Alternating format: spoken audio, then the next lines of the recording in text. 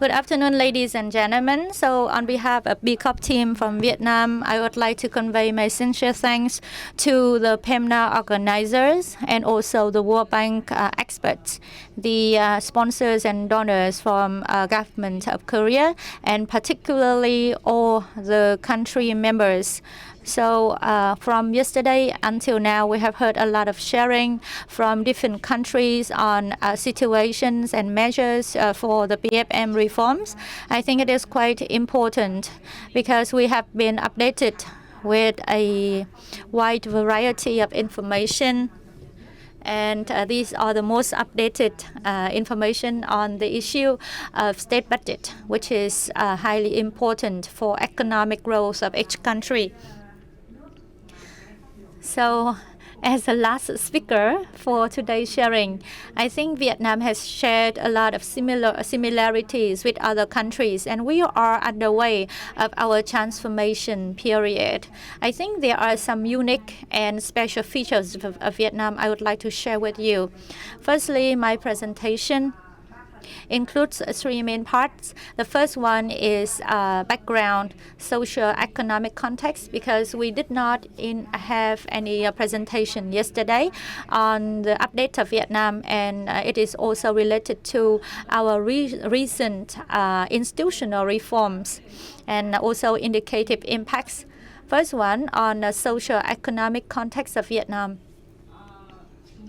Like other countries, we have been experiencing the period 2021 to 2025 with unprecedented issues and problems.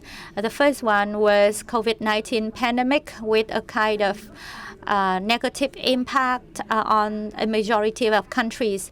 Vietnam's economic growth was quite good, but in 2021, our growth rate was only 2.8%, a big shock to us. And also with a open country economy like Vietnam, 200% of GDP, and also a large proportion of GDP belonging to the revenues from oil and gas, we were also affected by different uncertainties of the whole globe.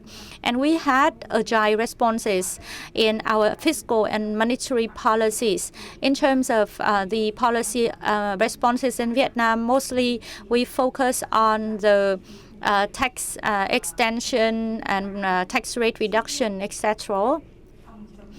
And also, we had different types of spendings for prevention of COVID-19 and also social protection, as well as different public investment packages in order to maintain our macroeconomic fundamentals and economic recovery, which was highly recognized by the whole world community. This is what we have achieved. On the other hand, we also identified ourselves a number of areas for improvement. And I think this is also the part I would like to share with you in order to learn more from you. First one, as we can see, Vietnam's economy is also far behind other regional and global peers in multiple aspects, although economic growth rate is high. And for example, our productivity, quality, performance, and competitiveness is still low. The technology level is quite limited, and also human resources are still at a low level.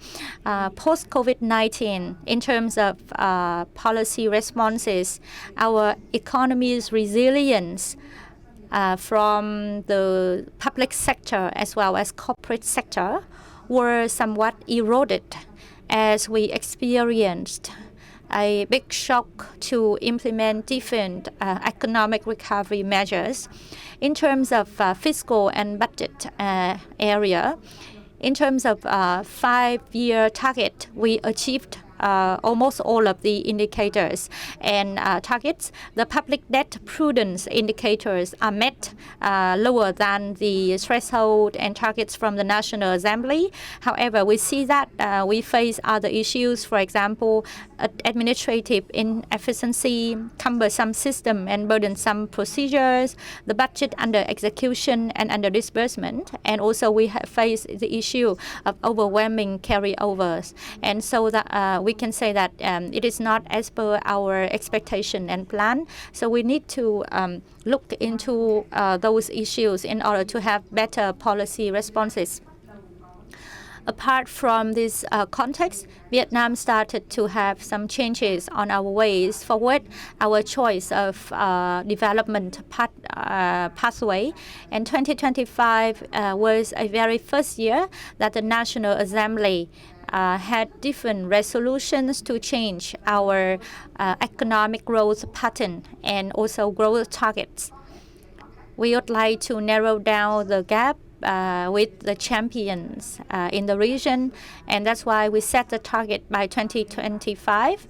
Our minimum target would be 8% as a foundation for higher growth in the following years. On the 13th of November 2025, the National Assembly approved the resolution for next year's growth rate. And from 2026 onwards, our indicative GDP growth rate is at least 10%. So these are the turning points or making a breakthrough in economic growth compared with the previous period growth, which is only 6.3% per annum on average. So with that, the competent agencies of Vietnam came up with different actions and mandates.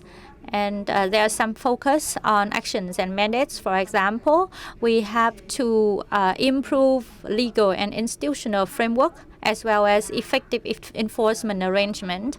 The second one is to unlock resources with focus on public investment projects on the strategic infrastructure facilities, cutting down administrative procedure reforms, improvements in investment climate, and also attractive investments by all economic players. In addition, we also identify the new growth drivers. For instance, science, technology, and innovation, which is called STI, and a kind of most popular topics, and also our themes in phase 2 of PEMNA. So given that background and context, particularly the limitations of Vietnam so far, and also target growth rate in 2025, 2026 and onward, we have been underway of institutional reforms in a very radical and comprehensive manner in 2025. The first direction for institutional reforms is radical decentralization and delegation in order to provide more discretion or flexibility in responding to emerging problems or shocks. So it was the exercise from 2021 when we faced with COVID-19. The process of submitting to competent agencies to have a economic recovery program was so complicated and cumbersome and also rigid. So we would like to change our institutional arrangements to have radical decentralization and delegation to provide flexibility to respond to emerging problems and shocks, as well as to shorten the time of deliver on mandates and operations. So normally the timing of approval, allocations, execution are so prolonged. And it led to slower and delays in operation as well as a reason for carryovers. The third reason for decentralization and delegation is to apply the principle of decision-making and accountability, and also fiscal and financial discipline. The second type of institutional reform is to apply special regimes for priority areas as a new growth drivers, especially for SDI. science, technology, and innovation. So we would like to assign the full discretion and autonomy for the state mandatory organizations and also delivery agencies. Another issue that you may draw attention in Vietnam, it is our strong restructuring on the state administration. So firstly, for the central ministries and sectors, we have restructured and rearranged, as Nguyen has mentioned. Before, we had Ministry of Finance and Ministry of Planning Investment, but now they were merged into the Ministry of Finance. And we also have the other rearrangement at the central level. For instance, in terms of education and training, we had before the Ministry of Education and Training being responsible for general education and higher education. But in terms of vocational training, it belonged to the Ministry of Labor, Invalids and Social Affairs. And now all the type of vocational training is moved to Ministry of Education and Training. So we reduced and we removed 5 ministries at the central level. At the local levels, we moved to a 2-tier subnational government structure instead of 3 tiers before. Now we have only commune and province, not district anymore. For provinces, we also had a merger and acquisition. That means we reduced from 63 provinces to only 34 provinces now. And totally, we have only 3,300 communes instead of more than 10,000 communes as before. In parallel with those state administration restructuring, we have made a lot of effort on digital transformation to adopt IT and digital transformation in the management and performance of central ministries and local governments. A next item of institutional reforms is to encourage all economic players to invest in socio-economic development and expansive participation of the private sector to the areas that used to be financed and invested by the state-owned enterprises or public sector before. These are the general principles and directions in terms of state budget. I would like to share with you on key directions. First one is on the amendment of the law on state budget, the law on public investment, and the law on public procurement, which are the 3 main important legislations that are related to our topic today, meaning how to make sure that we can do a proper and more flexible and also accountable planning, budgeting, execution, and oversight. So in terms of the state budget, with the principle of discretion, decentralization, and delegation, the National Assembly still decides on the so-called medium-term fiscal decentralization and revenue sharing arrangements. However, in the past, we had this fixed in the budget stability period within 5 years. And now we would like to maintain it only exception for major variation and volatility. Second one, for different powers belonging to National Assembly before, there would be higher delegation. That means the National Assemblies will decide on medium-term fiscal decentralization, the 5-year fiscal, financial and state budget plan, the medium-term public investment plan, or we call it MTIP, and also the annual state budget plan.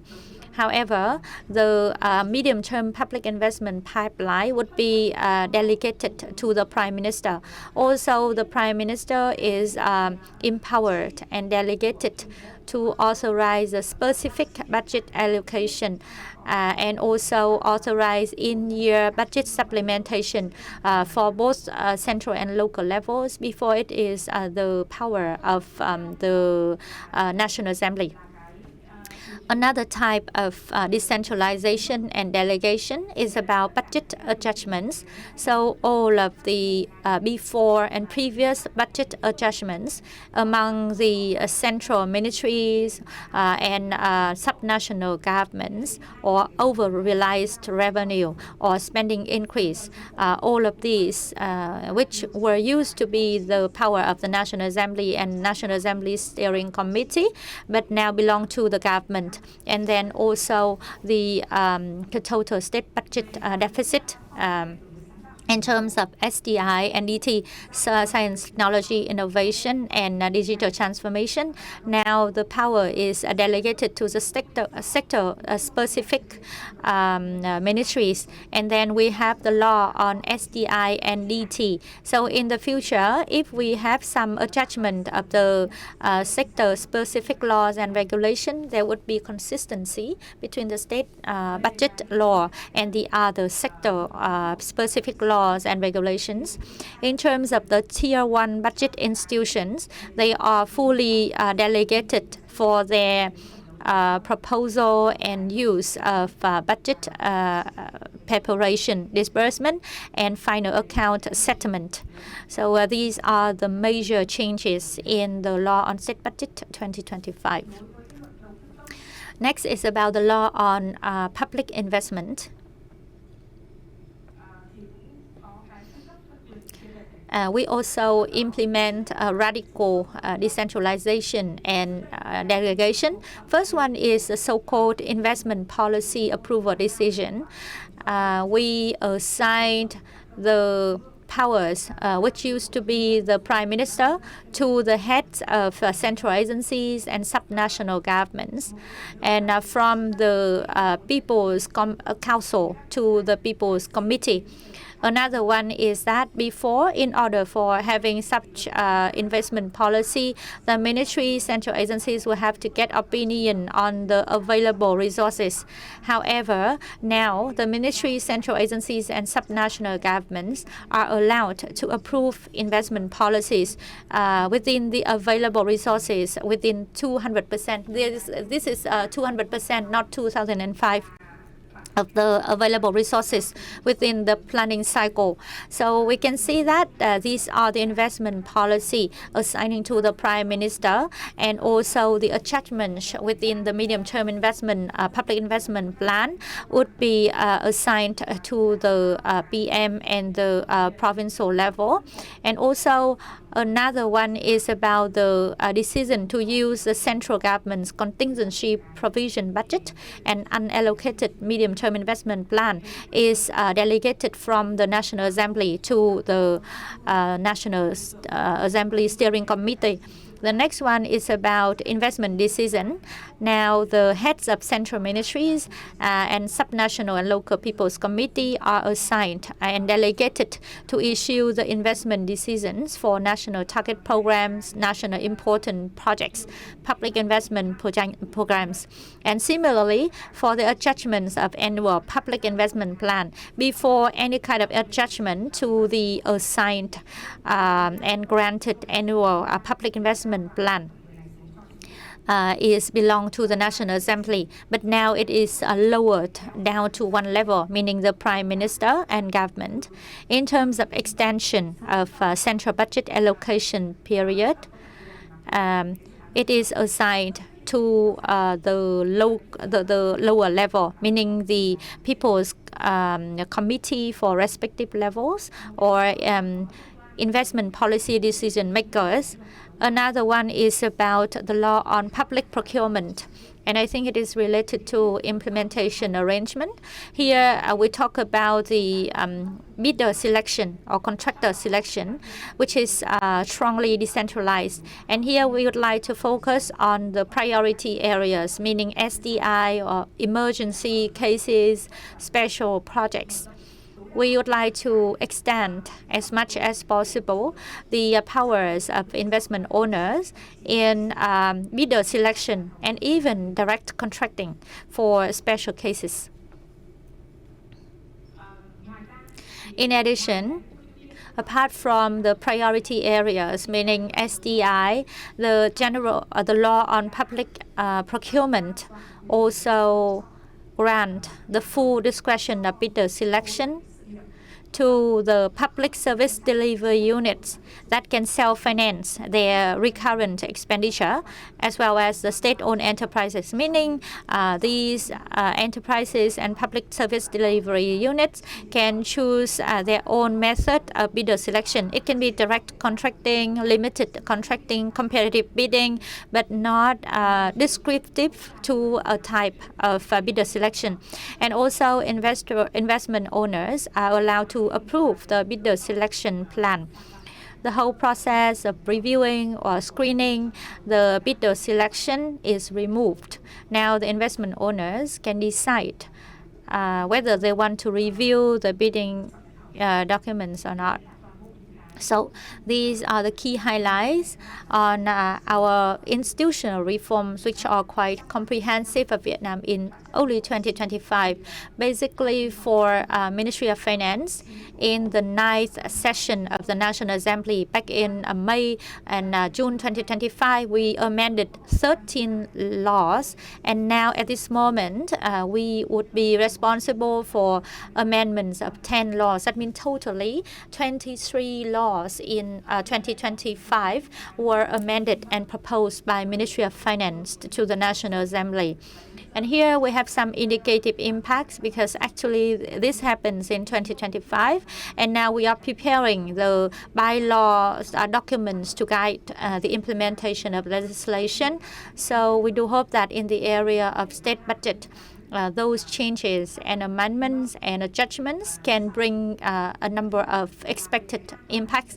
First one is on fiscal prudence. We would like to assure such prudence, and of course the National Assembly would be the only agency that can enact aggregate state budget, central and subnational budget deficits, and public debt prudence ratio. And it should be the only and the prime role of the important role of National Assembly. And in terms of budget execution discretion, there would be higher requirement for accountability, right? Because now we assigned and we delegate those powers to the ministries, central agencies, and subnational governments. So we would like to enhance the accountability. And we have the provisions that, for example, within 2 consecutive years of a slow disbursement rate of public investment, then the ministries, central agencies, and subnational governments can be considered to lower their power.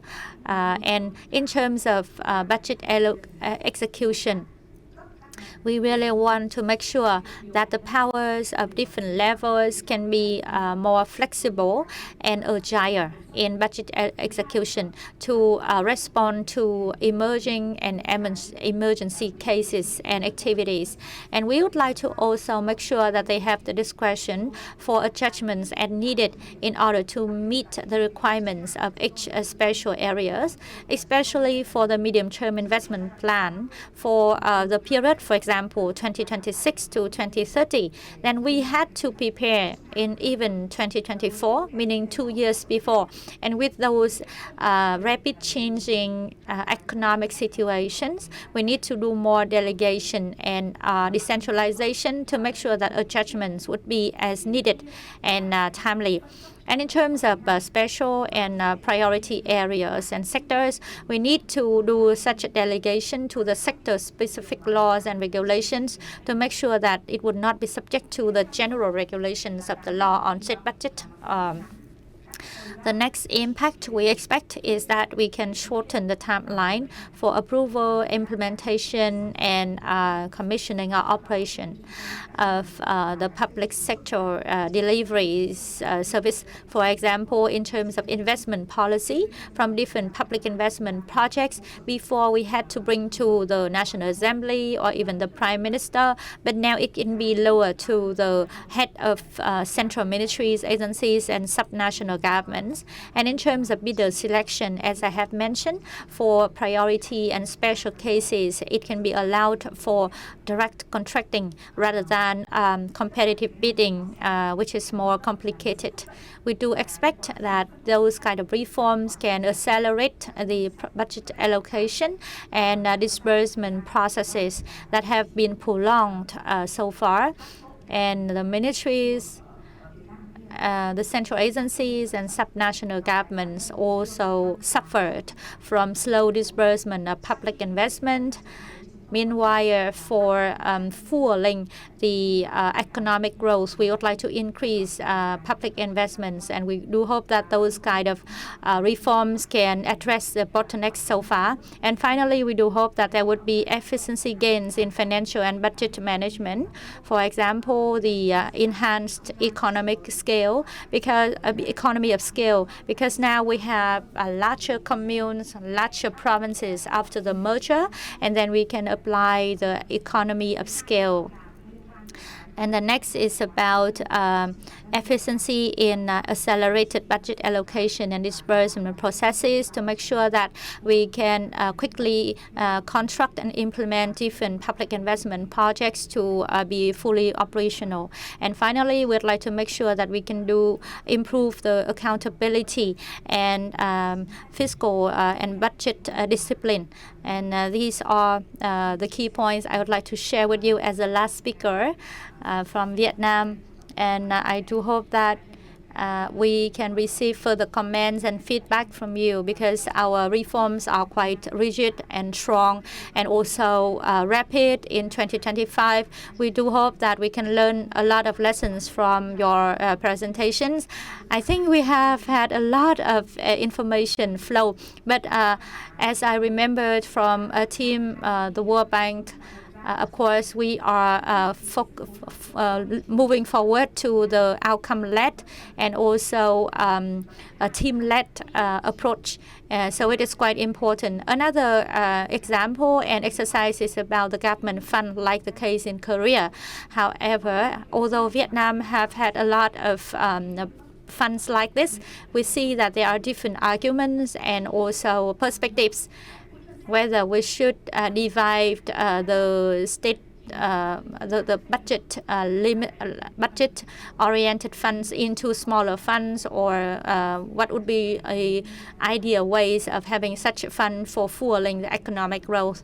Thank you so much, and I would like to wish our conference to be successful. Wish you all good health, success, and happiness to all participants and representatives of PEMNA. Thank you.